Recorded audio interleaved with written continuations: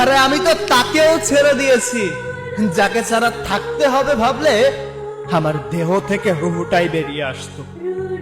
জীবনে যখন কেউ ছিল না তখন ভাবছিলাম জীবনে এমন কেউ আসুক আমার জীবনটাকে অন্যরকম সাজিয়ে দিয়ে রঙিন করে দিক। সে কিন্তু আমার জীবনে এসেছিল, সে আমার জীবন রঙিনও করেছিল।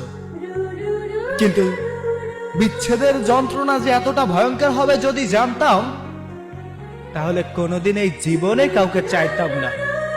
আমি সেই সব মানুষদেরকে একটা কথা বলতে চাই, যে মানুষগুলো এখনো কোনো সম্পর্কে জড়ায় নাই। তুমি দেখেছো শুধু তাদের দুষ্টু মিষ্টি কথা আর ভালোবাসা, কিন্তু তুমি অনুভব করোনি বিচ্ছেদের যন্ত্রণা।